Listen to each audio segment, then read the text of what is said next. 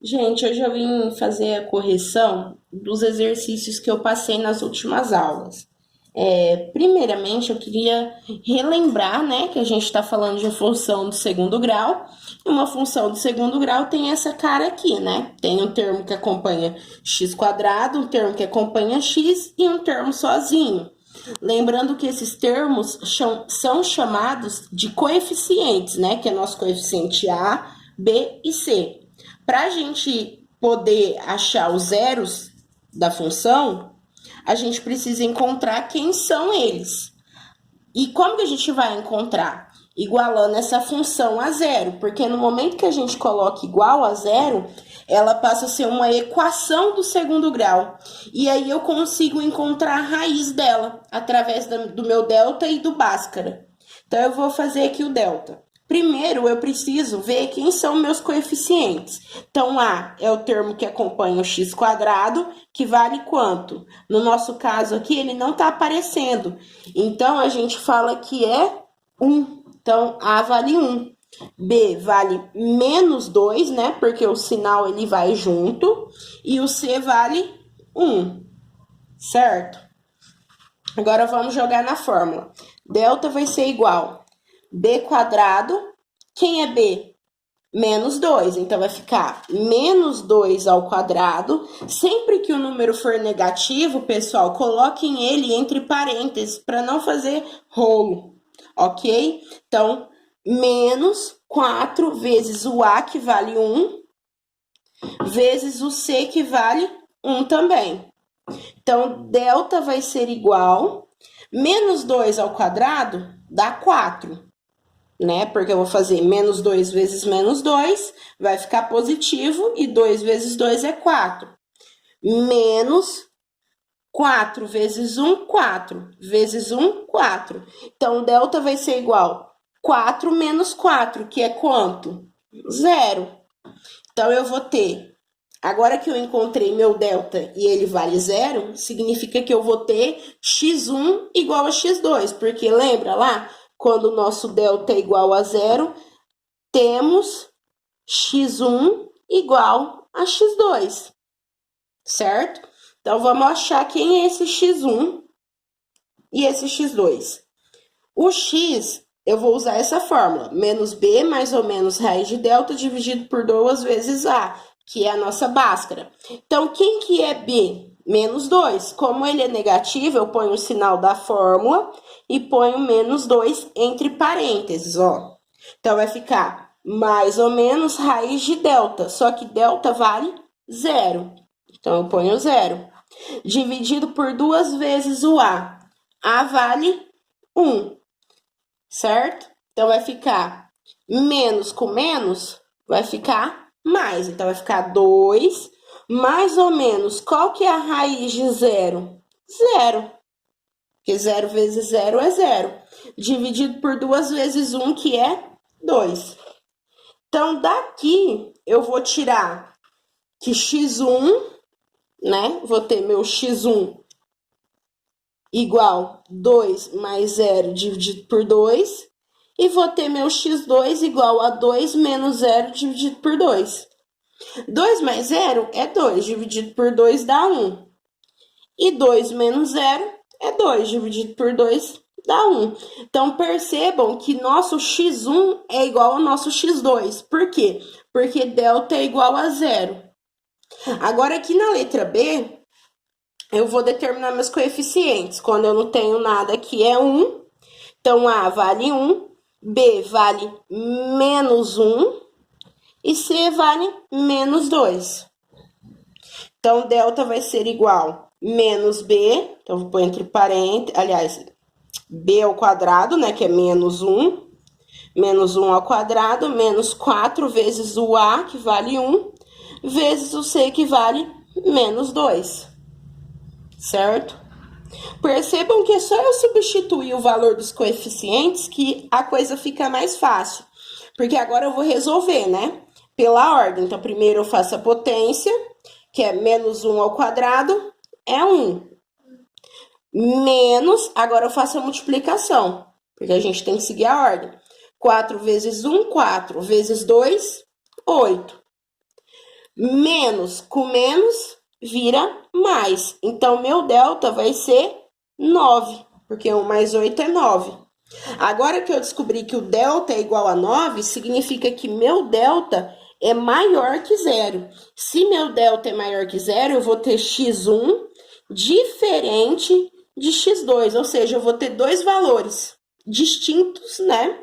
Então, eu vou descobrir quais são esses valores usando Bhaskara, que é x igual menos b, o b vale menos 1, então eu tenho que pôr entre parênteses, mais ou menos raiz de delta, que vale 9, né?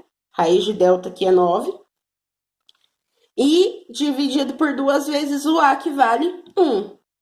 Então, vai ficar menos com menos, mais. Então, vai ficar 1 mais ou menos. Qual é a raiz de 9? Que número que multiplicado por ele mesmo dá 9? 3. Então, vai ficar mais ou menos 3.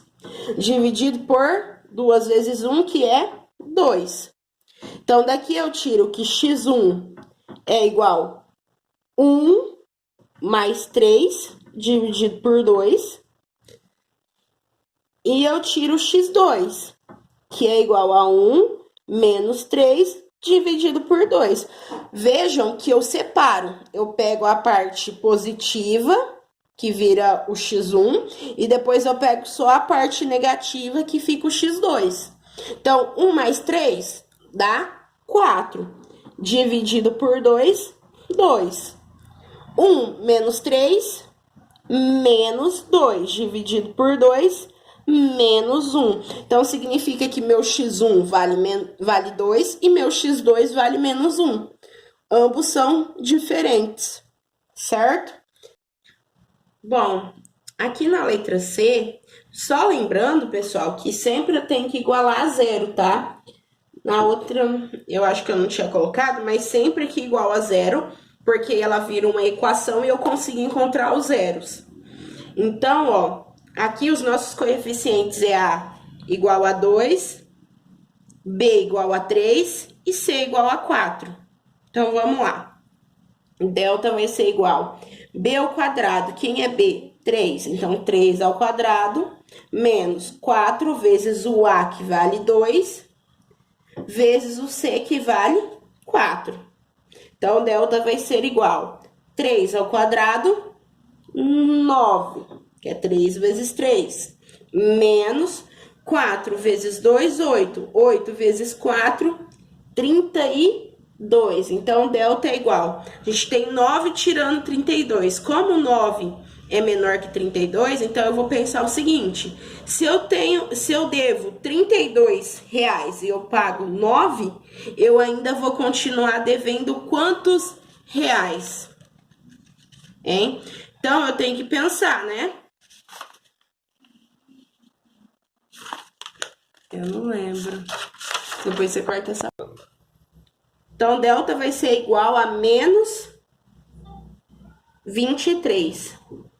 Se o delta deu negativo, significa que delta é menor que zero. Se delta é menor que zero, não existe solução nos reais, certo? E a conta acaba aqui. Na aula da semana passada, eu deixei um vídeo falando sobre vértices da parábola, ou valor de máximo, valor de mínimo, né? Então, o que é esse x-vértice e esse y-vértice?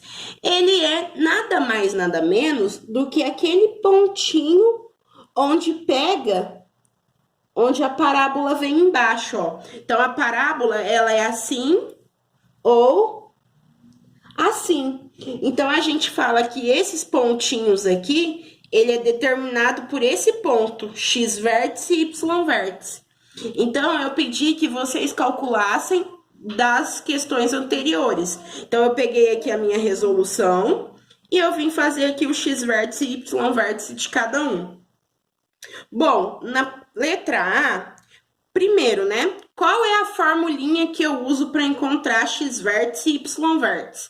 X-vértice vai ser menos b dividido por 2 vezes a, e y vértice é igual a menos delta sobre 4a. Lembrando que esse b, a e c são os coeficientes da minha função, certo? Então, aqui, vamos calcular. Quem é b? Menos 2. Então, vai ficar menos da fórmula, menos 2 entre parênteses, dividido por 2 vezes o a. Só que a vale 1. Então, vai ser menos com menos, vai ficar positivo. Então, vai ficar 2 dividido por 2 vezes 1, 2. 2 dividido por 2, 1. Então, x vértice é 1. Agora, y vértice.